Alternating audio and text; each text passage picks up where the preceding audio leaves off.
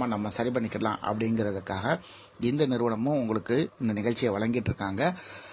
இது சம்பந்தமா நீங்க டீடைல்ஸ் கேட்கணும் அப்படின்னு நினைச்சீங்கன்னா 9710266098 அப்படிங்கிற எண்ணிற்கு வந்து தொடர்பு கொண்டு கேளுங்கள் அப்படின்னு சொல்லிட்டு இன்னைக்கான நிகழ்ச்சியில நம்ம நிறைய விஷயங்கள் பேச இருக்கிறோம். அதாவது முதல்ல ஒரு கூட்டு குடும்பம் அப்படிங்க போகும்போது எது மாதிரியான விஷயங்களை வந்து நம்ம அனுபவிச்சோம் அப்படின்னு பாத்தீங்கன்னா, ஒரு பொருளாதார நெருக்கடி வருது அப்படின்னு வச்சுக்கிறீங்களேன். ஒரு பொருளாதார நெருக்கடி வருது அப்படிங்கிற உடனே ஒரு மனம் தோண்டி யார்கிட்ட நம்ம போய் சொல்றது, யார்கிட்ட இது பண்றது, அப்படி ஒரு உதவி கேட்கறது அப்படின்னு நினைச்சுவாங்க. இன்னைக்கு இருக்கக்கூடிய தனி கொடுத்தனம் அப்படிங்கறத வந்து அப்படியே ஓஞ்சு போய் அப்படியே உட்காந்துருவாங்க. சில பேர் வந்து வெளியில போய் சொல்லக்கூடியவங்க எல்லாம் இருப்பாங்க. பெரும்பாலானோர் வந்து பாத்தீங்கன்னா நிறைய பேர்ட்ட சொல்றது கிடையாது. ஏன்னா நம்மளுடைய பொருளாதார ஸ்டேட்டஸ் என்ன, நெருக்கடி என்ன அப்படிங்கிறது வந்து யாருக்குமே தெரியாம போச்சு. ஏன்னா நெருக்கமான உறவுகளுக்கு கூட தெரியாத போச்சு. என்ன காரணம் அப்படின்னு பாத்தீங்கன்னா, நம்ம அப்படி தனி கொடுத்துறோம் அப்படிங்கிறது வந்து வந்ததுனால நம்மளுடைய சொந்த அப்பா அம்மாவுக்கு கூட நம்மளுடைய பொருளாதார வீக்னஸ், நம்மளுடைய ஸ்டேட்டஸ் என்ன அப்படிங்கறது வந்து யாருக்குமே தெரியாது. ஸோ தெரிஞ்சா தானே ஒரு விதமான கருத்துக்களை வந்து பதிவிடுவாங்க, ஒரு ஐடியாக்களை சொல்லுவாங்க, அல்லது வந்து ஏதாவது உதவி பண்றதுக்கு ஏதாவது ஒரு முயற்சி எடுப்பாங்க இல்லையா. ஸோ இது எதுவுமே தெரியாதனால தான் நம்ம தனி கொடுத்தனத்துல இருக்கிறதுனால நம்ம இது மாதிரியான விஷயங்கள்ல நம்ம சிக்கியிருக்கோம். குறிப்பா இதுதான் ஒரு மெயின் காரணம். ஸோ நம்ம வந்து ஒரு கூட்டு குடும்பமா இருந்துச்சு அப்படின்னு வச்சுக்கிறோங்களேன். அப்போ என்ன நினைப்பாங்க, ஏன் ஒரு மாதிரி இருக்க அப்படின்னு கேட்பாங்க இல்லையா. ஒரு 4 பேர் குடும்பத்தில் உள்ள சொந்த பந்தம் வீட்டுக்குள்ள இருக்கிறாங்க அப்படிங்க போகும்போது வழக்கமா உன் ஃபேஸ் இல்லையே, ஏன் என்ன காரணம் அப்படின்ட்டு நம்மளுடைய முகபாகனை வச்சு நம்ம வந்து கேட்பாங்க. சரியா, நம்மளுடைய ஆக்டிவிட்டிஸை வச்சு கேட்பாங்க. ஸோ அப்படி கேட்கையில நம்ம என்ன செய்வோம், நம்ம சொல்ல முன்வராட்டாலுமே இப்படி கேட்கையில நம்மளை அறியாமல வந்து நம்ம சொல்றதுக்கு முயற்சி எடுப்போம். சரி பரவாயில்ல இதுதானா, சரி இதுக்கு ஏதாவது ஒரு முயற்சி எடுப்போம் அப்படின்னு சொல்லிட்டு ஆளுக்கால ஒரு விதமான ஐடியாக்கள் எல்லாம் சொல்லுவாங்க.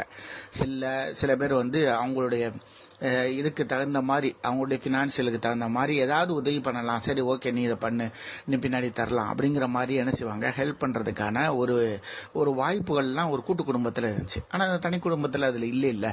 ஏன்னாட்டா நம்ம ஏற்கனவே சொன்ன மாதிரி தனி குடும்பத்தில் நம்ம என்ன ஸ்டேட்டஸில் இருக்கோம் அப்படிங்கிறது நமக்கான நெருக்கமான உறவுகளுக்கும் தெரியாது, தாய் தந்தையருக்கும் தெரியாது. ஸோ அப்படி இருக்க போகும்போது நம்மளை அறிஞ்சு தர்றவங்க இருக்காங்க, தெரியாம தர்றவங்களும் இருக்காங்க. ஸோ இப்படி இந்த சூழல்ல நம்மளுடைய ஸ்டேட்டஸ் அறியாம இருக்க போகும்போது எப்படி ஹெல்ப் பண்ணுவாங்க அப்படிங்கிறது தான் ஒரு கேள்வி. ஸோ இப்படி கூட்டு குடும்பத்துல இது மாதிரியான ஒரு நன்மை இருந்துச்சு. நம்ம ஏதாவது ஒரு உடம்பு சரியில்லை அப்படிங்க போகும்போது அதுக்கான ஹெல்ப், அதுக்கான ஒரு ஆறுதல் அப்படிங்கிறது வந்து நமக்கு அந்த கூட்டு குடும்பத்துல கிடைச்சிச்சு. ஆனா இன்னைக்கு இருக்கக்கூடிய இந்த தனி குடும்பத்துல அது இருந்துச்சா அப்படின்னு கேட்டீங்கன்னா அது இல்லை.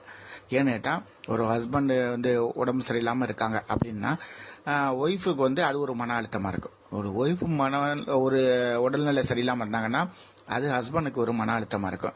ஸோ இந்த சூழல்ல எப்படி வந்து ஒருத்தருக்கு ஒருத்தர் ஆறுதலா இருப்பாங்க அப்படிங்கிறது வந்து ரொம்ப ஒரு சந்தேகமான விஷயம் தான். அது எல்லாரும் வந்து ஆறுதலா இருப்பாங்க அப்படின்னு சொல்ல முடியாது. ஒரு சில பேர் ஆறுதலா இருப்பாங்க, அந்த மனநிலையை தாண்டி ஒரு சில விஷயங்களை சாதிக்கக்கூடியவங்களும் இருப்பாங்க. ஸோ பெரும்பாலான ஒரு சைக்காலஜிக்கலா நம்ம வந்து ஒரு மன அழுத்தத்தில் இருக்க போகும்போது ஒருத்தருக்கு சப்போர்ட்டா இருக்கிறது வந்து ரொம்ப கடினம் அப்படின்னு சொல்லலாம். ஆனா இந்த கூட்டு குடும்பத்தில் அப்படி பாத்தீங்கன்னா அப்படி இல்லை. ஏன்னா தாத்தா பாட்டி உங்க அப்பா அம்மா இருப்பாங்க. அடுத்து பாத்தீங்கன்னா நம்மளுடைய சித்தி அத்தை மாமா அப்படிங்கிறது எல்லாரும் ஒரு உறவுகள் வந்து விரிஞ்சு காணப்பட்டிருக்கும். ஸோ அப்படி இருக்க போகும்போது ஆளுக்கால ஒரு மனநிலையில இருக்க போகும்போது யாராவது ஒருத்தவங்க ஆறுதலா இருப்பாங்க. நமக்கு அந்த மன அழுத்தம் குறைஞ்சு நம்ம என்ன செய்வோம், நம்மளுடைய அந்த மன அழுத்தத்திலிருந்து விடுபடுறதுக்கு ஒரு முக்கிய காரணமா இருக்கும் நம்மளுடைய உறவுகளுடைய சப்போர்ட். ஸோ இப்படிலாம் வந்து நம்மளுடைய கூட்டு குடும்பம் அப்படிங்கிறது வந்து ரொம்ப ஹெல்ப்ஃபுல்லா இருந்துச்சு அப்படின்னு சொல்லலாம். ஸோ இதெல்லாம் நம்ம மிஸ் பண்றோம் அப்படிங்கிறது ஒன்று இருக்கு.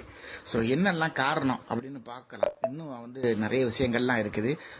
இந்த கூட்டு குடும்பம் சிதைஞ்சு போறதுக்கு என்ன காரணமா இருக்கும் அப்படிங்கிறதையும் இன்னும் என்னென்னலாம் நம்ம வந்து மிஸ் பண்றோம் அப்படிங்கிறதையே தொடர்ந்து பேசுவோம். இணைந்திருங்கள். இது சாமந்தி FM இணைய வழி வானொலி. நான் உங்கள் ராஜ் கபூர்.